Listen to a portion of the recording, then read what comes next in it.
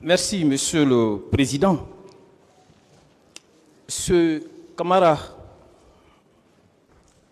Oui. Oui. Bonjour.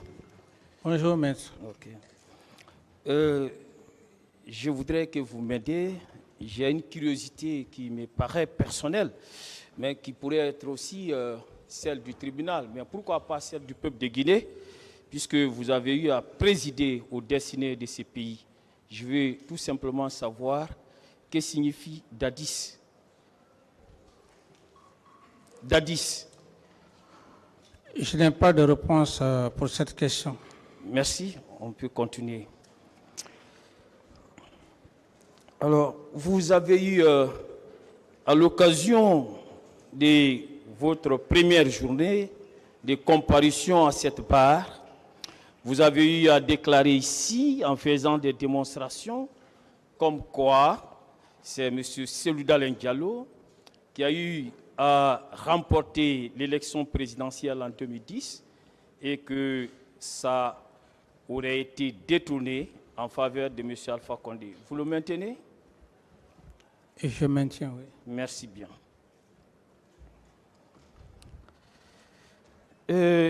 Il y a des questions qui ont été également posées ici par mon éminent confrère, Maître Amadou Despa. Des questions par rapport à votre soutien à M. Alpha Condé. En 2010, vous avez reconnu que vous l'avez soutenu en 2010. Vous avez reconnu que vous l'avez soutenu en 2015 et en 2020. Oui ou non? Je n'ai pas de réponse à cette question. Vous l'avez soutenu, oui ou non? Et j'ai dit que je n'ai pas de réponse à cette question. Alors, puisque vous l'avez soutenu, tout le peuple de Guinée est témoin de ce que vous avez soutenu, M. Alpha Condé, en 2010, en 2015 et en 2020, dans le cadre du troisième mandat. Et, n'est-ce pas, vous êtes dans ces conditions l'un des acteurs majeurs, principaux, ayant contribué aux différentes victoires politiques de M. Alpha Condé. Oui ou non? Non, et si vous voulez encore, je vais réitérer. J'ai été clair et net. J'ai dit que dans ce pays, seule la Guinée forestière en a souffert dès après les heures des indépendances. S'il vous plaît, laissez-moi aller au bout de mes idées, s'il vous plaît. Non, vous avez dit que vous ne... Laissez-moi aller au bout de mes idées, autrement... S'il vous plaît. Laissez-moi... Vous avez dit... Laissez-moi aller au bout de mes idées. Laissez-moi... S'il vous plaît. S'il vous plaît. Quand on lui pose des questions précises, c'est moi qui mène l'interrogatoire. Mais vous faites des commentaires. Le président a dit de ne pas faire des commentaires. Vous faites... S'il vous Monsieur plaît. le Président, qu'il Monsieur le Président, il fait des questions. commentaires. Vous avez dit clairement qu'il n'y a pas de commentaires. Il fait des commentaires, Monsieur le Président. Camara, c'est bon. Est-ce qu'on peut se comprendre, maître? Voilà. Oui, S'il Monsieur vous le plaît. Président. Voilà, poser des questions précises. Monsieur Camara va répondre aux questions. Voilà. Et Donc, on va évoluer. Voilà. Monsieur le Président, je passe. Quelle est votre question? Voilà, j'avais posé des questions précises, il avait dit qu'il ne répondait pas, alors qu'il avait déjà affirmé avoir soutenu M. Alpha Condé en 2010, 2015 et en 2020 dans le cadre du troisième mandat. Donc, je n'ai pas besoin de commentaires. Qu'on continue. Voilà. Alors, et dans ces conditions, vous qui avez soutenu M. Alpha Condé, vous qui avez fait de lui, à travers votre soutien, et président de la République, est-ce que pensez-vous être une personne mieux indiquée, une personne mieux qualifiée pour qualifier de mascarade électorale et ces victoires politiques? Je réitère encore une fois de plus, pour la seule raison que je ne pouvais pas rester au Burkina Faso sacrifier mes parents, les deux communautés, qui chaque fois s'accrochaient par l'instrumentalisation au risque de ne pas poser cet acte. J'ai plutôt pensé à mes parents, comme je l'ai dit, comme je l'ai réitéré, mes parents Pelé et mes oncles Konia. C'est ce qui m'a poussé effectivement à l'accepter. Et je ne le regrette pas, parce que j'ai défendu une cause sacrée. C'est bon, d'autres questions. Vous l'avez soutenu donc, c'était pour soutenir votre communauté. C'est ce que vous voulez nous dire. Parfait, parfait. Très bien. Est-ce qu'un tel langage doit provenir de celui qui se veut homme d'État? Un tel langage doit provenir de celui qui se veut homme d'État. S'il vous plaît, vous avez un tel langage doit provenir par rapport à ce que je viens de dire. Vous le savez très bien, et tout le peuple de Guinée sait, ce sont les deux communautés qui s'entredéchiraient, plus de 400 morts. Vous vous imaginez ce que ça veut dire? C'est bon, on va, s'il vous plaît, on va laisser ce terrain pour aller ailleurs. Maître, s'il vous plaît, d'autres questions ailleurs. Monsieur le Président, un président de la République se doit d'être rassembleur. Poser tenir un discours également rassembleur. Je l'ai fait et je ne le regrette pas. Ce n'est pas une question, monsieur Camara. Je continue. N'est-ce pas, en contrepartie de votre participation remarquable aux différentes victoires politiques de M. Alpha Condé, que celui-ci n'a eu de soi que de reconduire vos anciens ministres, tels que Claude Pivy à la sécurité présidentielle, M. Moussa Tcheboro Kamara au secrétariat chargé des services spéciaux de la lutte contre la drogue et du grand banditisme, et a nommé d'autres postes tels que Edouard Lama, Affaires étrangères, ministère d'État chargé et ministère d'État en qualité de conseiller du président de la République. Et il a nommé d'autres personnes de vos postes tels que C.C. Alexandre Loa, qui fut ambassadeur, Frédéric Collier, ministre de la Pêche, Papa Koli, et j'en passe, puisque la liste est très longue. Oui? Quelle est la question? La question, n'est-ce pas, c'est en contrepartie de sa participation remarquable aux victoires électorales de M. Alpha Condé que ces portefeuilles ont été attribués à ses proches. Non, moi, le seul objectif, et je le dis et je réitère, c'est par rapport à ces deux grandes communautés. D'autres questions? Voilà. Tout le peuple de Guinée le sait, hein? Oui, tout à fait, le peuple de Guinée le sait, oui. Je continue.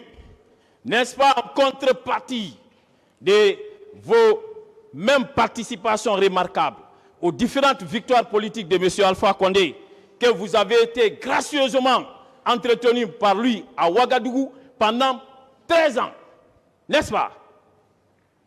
Je vous fais comprendre, c'est pour cette raison que je suis en train de magnifier la reconnaissance du Burkina Faso, le pays des hommes intègres, qui fait que depuis que je suis dans cette salle d'audience, ça prouve à suffisance. Pendant plus de 12 ans, ce peuple m'a entretenu comme leur fils. Lorsque vous parlez de je ne sais quoi, ça n'engage que vous. Qui vous entretenez financièrement. Ça n'engage que vous. C'est M. Alpha Condé. Je dis que ça n'engage que vous. Est-ce que vous vous rappelez de l'entretien que vous avez eu avec les journalistes des grandes gueules à Ouagadougou? Vous vous rappelez de cet entretien? Je n'ai pas de réponse à cette question. Vous vous rappelez qu'au cours de cet entretien, il a été également question de ce que M. Alpha Condé vous entretenait financièrement. Mais est-ce que c'est moi, qui ai affrété l'avion pour faire venir les journalistes? Ça veut dire que j'étais important et je le suis. C'est moi qui ai affrété l'avion pour venir à Ouagadougou. Monsieur Dadis, vous êtes résolu à ne pas reconnaître l'évidence qui crève les yeux. Alors, et vous avez eu ici à lire un discours de M. Cellou Dalein. Dans ce discours, vous l'avez magnifié. Un extrait. Vous vous rappelez? Posez votre question. J'ai posé une question. C'est une question. Est-ce que vous vous rappelez? Voilà, c'était le jour de votre première comparution. Dans ces conditions, je n'ai pas de réponse à cette question. Vous l'avez magnifié. Hein? Je dis que alors, savez-vous qu'en politique, trompe qui peut? Je ne sais pas.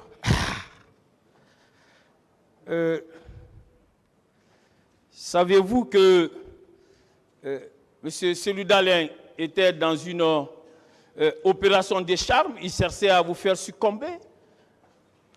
Ça n'engage que vous, c'est un homme que je respecte. Ok.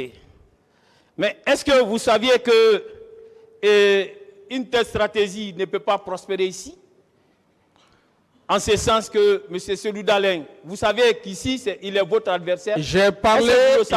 Est-ce que vous avez conscience que M. Cellou Dalein, dans ces procès, est votre adversaire? Vous le savez? Ce qui est important, c'est par rapport à votre question. Est-ce que vous le savez? Est-ce que vous le savez? Très bien. Même s'il est mon adversaire, ça n'a aucune importance. Est-ce que vous savez qu'il a été personnellement victime des événements malheureux du 28 septembre? Par rapport à votre client qui est allé au stade et le rapport de M. Cellou Dalein fait foi. Il est parti au stade, il n'y avait pas de tir au stade. C'est lorsqu'il est parti au stade, il a commencé à tirer. Sinon, les leaders politiques avaient déjà fini leur meeting. Savez-vous qu'il est victime des événements du 28 septembre? C'est ça que je vous dis. S'il est victime, c'est votre client Toumba. Votre client Toumba, qui a perpétré ce massacre. Monsieur Camara, s'il vous plaît. Calmez-vous. Vous pouvez, est-ce que vous non, pouvez... Parce que vous venez avec une intonation, vous ne monopolisez pas la parole. On est devant une audience. Saviez-vous que M. Cellou Dalein est l'un des leaders ayant enregistré la plupart des victimes dans le cadre de ces événements? Le saviez-vous? Par rapport à votre client, M. Toumba. Le saviez-vous? Je dis, si je le sais, c'est par rapport à tous ces faits, c'est parce que votre client a été la cause. Alors, M. Camara, comprenez-vous donc que M. Cellou Dalein Diallo n'a de soi dans cette affaire? Pour avoir été personnellement victime, pour avoir eu ces militants victimes, il n'a de soi que de demander justice dans cette affaire. Oui, ou non? Mais qui est à la base? C'est votre client, Toumba. Oui ou non? Même si vous êtes le plus grand avocat qui vient de la marche planète, vous ne pouvez pas, comment dire, blanchir votre client. Défendez-vous. Pour le moment, ce n'est pas M. Toumba qui est là. Je vous le dis, c'est M. Toumba. Avec toute la stratégie, toute cette forme pyramidale que vous avez eu à faire avec M. Sidia. Monsieur, maître, s'il vous plaît. Oui. Monsieur Camara, il faut qu'on se comprenne. C'est par rapport à ça. Vous me laissez parler. Vous me laissez parler. Oui, Monsieur le Président. Vous avez intérêt à vous calmer. Cherchez à comprendre les questions pour pouvoir les répondre. Dès au début, on vous a dit ici, on va vous poser des questions. Voilà. On va vous poser des questions. Mais si vous vous énervez comme ça, à l'entame, ça va être très compliqué. Je comprends, Monsieur le Président. Donc c'est pourquoi vous devez vous calmer, une fois de plus. Calmez-vous. Mais, Monsieur le Président, vous avez dit qu'il n'y a pas de commentaire lorsqu'on pose une question. S'il vous plaît, vous... Et dans ces commentaires, il me manque du respect, monsieur le Président. Écoutez-moi, dès qu'on va vous manquer de respect, le tribunal va intervenir pour dire de ne pas vous manquer de respect. Jusque maintenant, là, on n'est pas en train de vous manquer de respect. Seulement, vous êtes énervé. C'est pourquoi je vous dis de vous calmer, vous êtes énervé. J'ai bien compris, monsieur le Président. Et ne voyez pas le client de l'avocat qui vous pose des questions. Voyez l'avocat qui vous pose des questions. Il est en droit de vous poser des questions. C'est par rapport à la manière, écoutez-moi, M. Camara, écoutez-moi. Il va vous poser des questions. Vous connaissez déjà vos droits, je vous les rappelle tous les jours. Il va vous poser des questions et vous allez les répondre. Mais si vous ne vous calmez pas, ça ne peut pas continuer. Parce que si on vous pose une question, vous partez ailleurs, ça ne peut pas continuer comme ça. Écoutez la question, comprenez bien la question et répondez à la question. C'est simple. Mais si vous vous énervez, vous irez ailleurs. J'espère qu'on se comprend. Oui, monsieur le Président, je voulais juste une doléance avec votre permission. Vous avez constaté mon attitude, à commencer par le procureur et les substituts, la partie civile, la façon d'aborder les sujets. Vous avez dû constater toute l'attitude. Mais lorsque on vient avec une certaine manière, et surtout, monsieur le Président, vous avez été clair, vous m'avez recadré, on ne fait pas, je ne dois pas faire ce que je veux. La question, je veux dire que quand on pose la question, le oui ou le non, il n'y a pas de commentaire. Ou le oui ou le non. Alors, monsieur le Président, imaginez que Maître Berete pose la question, je dis que je n'ai pas de réponse à cette question, non, et les commentaires s'en suivent. C'est là tout le problème, monsieur le Président. Voilà, moi je vous comprends. L'essentiel, c'est votre réponse. Si vous répondez à la question, vous devez vous limiter là. Mais si vous-même vous répondez, après vous continuez encore à parler, là, ça veut dire que c'est vous qui voulez encore continuer à parler. C'est pourquoi je vous dis que vos droits, je vous les dis tous les jours. Et je vais toujours me référer à vous, monsieur le Président. Voilà. Je suis d'accord. Donc, s'il y a les commentaires, vous-même vous dites les commentaires. Les commentaires ne sont pas des questions. Et je vais me référer à vous, mais monsieur si vous-même vous voulez répondre aussi aux commentaires, alors que vous êtes là, je vous ai dit, on va vous poser des questions et vous allez les répondre. Et je vais me référer à votre sagesse. Pourquoi je vous dis de vous calmer? Parce que si vous ne vous calmez pas, vous-même vous avez dit hier, hein, on est en train de noter tout ce que vous êtes en train de dire. Je suis d'accord, monsieur le Président. C'est pourquoi vous avez intérêt à vous calmer. Continuez, maître. Merci, monsieur le Président. Monsieur Camara, je vous apprends. Je ne suis pas maître Berete, c'est bien maître Lancinesti là en face de vous. Très bien. Puisque vous tenez à ce qu'on vous appelle par votre nom. Je continue. Comprenez-vous maintenant que votre discours politique fondé sur un prétendu complot est une diversion tendant à fuir, disons, votre responsabilité pénale dans cette affaire, plutôt que de l'assumer? Là, vous avez fini de poser la question, je peux répondre? Oui, allez-y. Ce que vous dites, c'est votre point de vue. J'ai été clair, j'ai dit que les événements qui se sont perpétrés au stade du 28 septembre étaient un complot. Vous pouvez l'accepter tout comme vous pouvez ne pas l'accepter. Et ce complot, comme je l'ai dit, les leaders à l'époque qui ont participé, j'ai des preuves avec moi pour dire que ce complot n'était pas caché. On ne peut pas donner une date pour une manifestation et quitter le lieu, de surcroît, faire comprendre à ces militants de ne pas y participer, où toutes les preuves sont là. Lorsqu'il y a eu massacre. Où sont vos preuves? Mais C'est pas à vous de le dire, maître.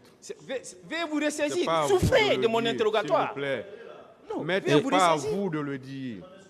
Et je vous l'apprends pour dire que Où sont vos preuves?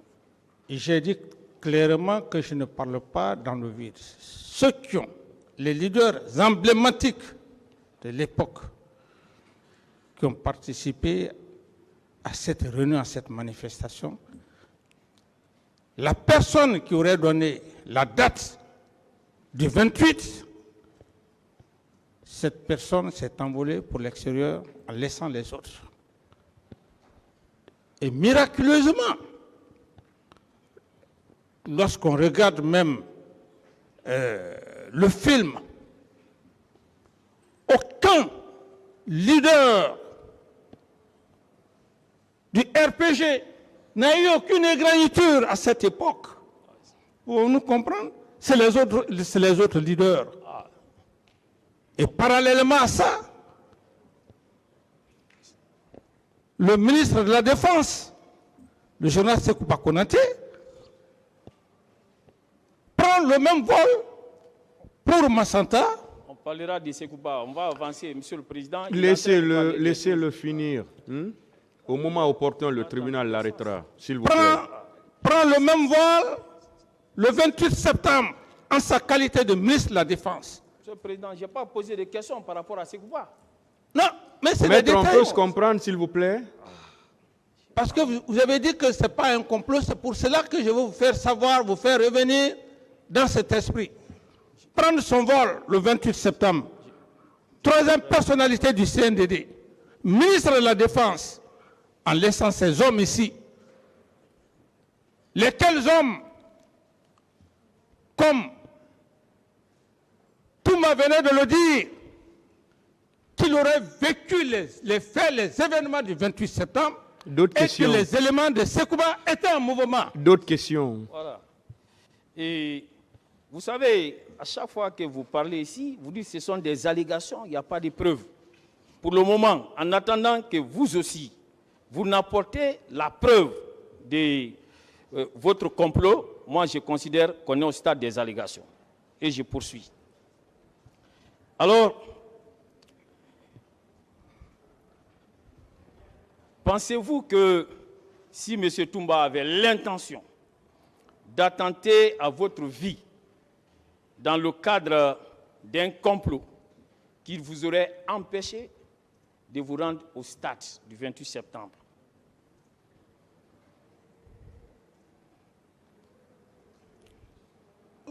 Reposez votre question. Est-ce que vous croyez que si M. Aboubakar Diakité Ditumba avait réellement l'intention d'attenter à votre vie, qu'il vous aurait empêché de vous rendre au stade du 28 septembre? C'est une stratégie. C'est une stratégie. Il était déjà dans ce complot. Il était déjà dans ce complot et la preuve en est que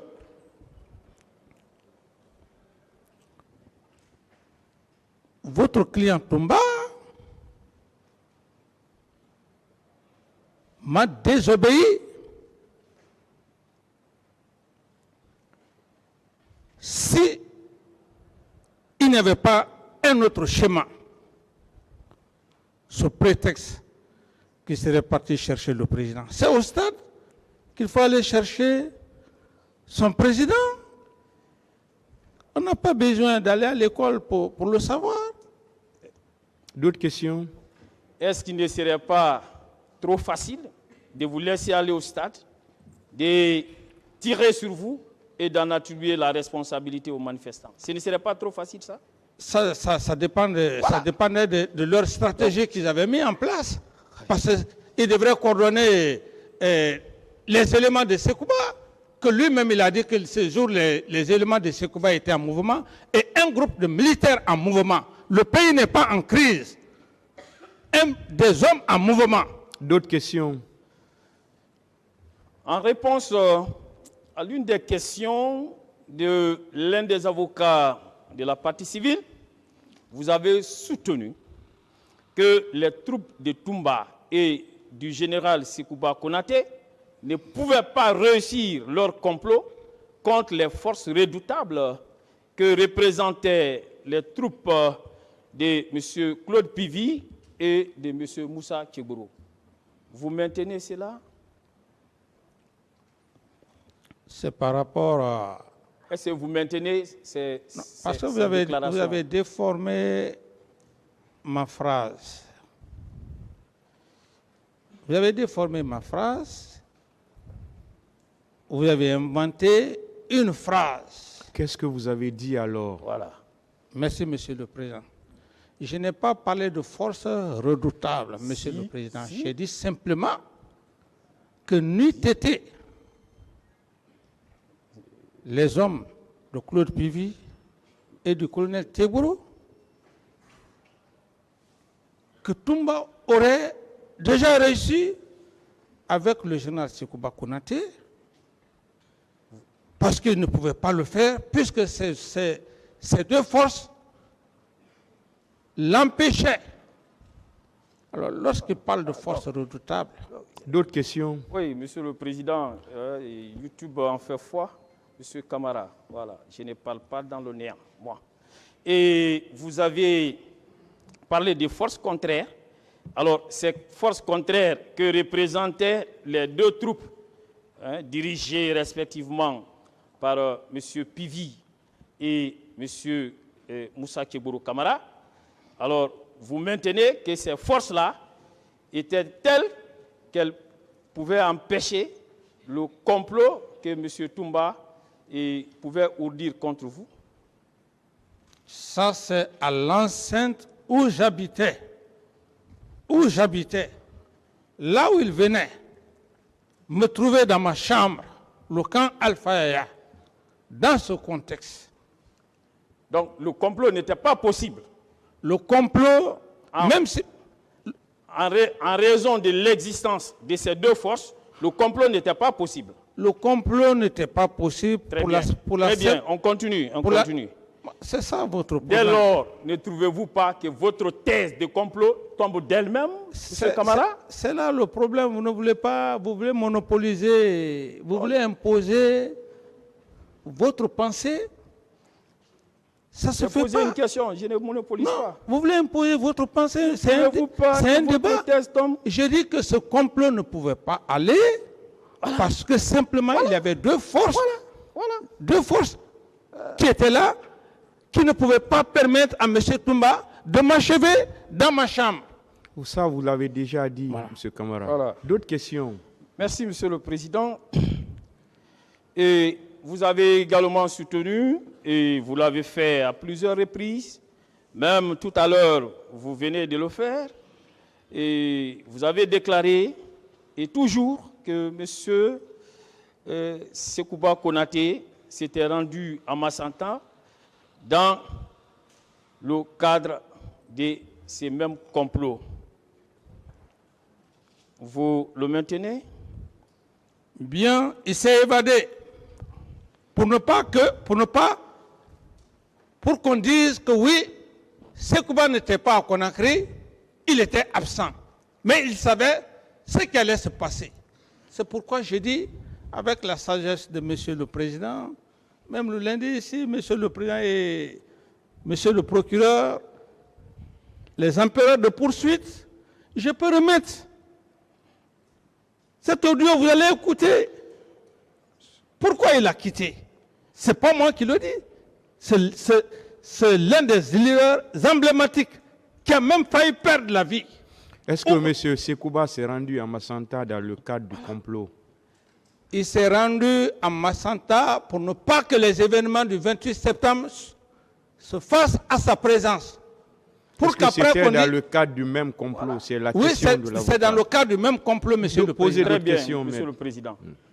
Alors, est-ce que celui qui veut commettre un complot contre un président ayant son siège à Conakry, plus précisément au camp Alpha Diallo, a-t-il besoin d'aller à l'intérieur du pays? Oui, mais Sekouba roulait pour son mentor. Le complot, ce n'est pas simplement le complot, il y a plusieurs stratégies. Il fallait ce massacre pour qu'il vienne récupérer le pouvoir afin d'organiser les élections comme on l'a vu. Monsieur Camara, ne saviez-vous pas que Monsieur Sekouba Konaté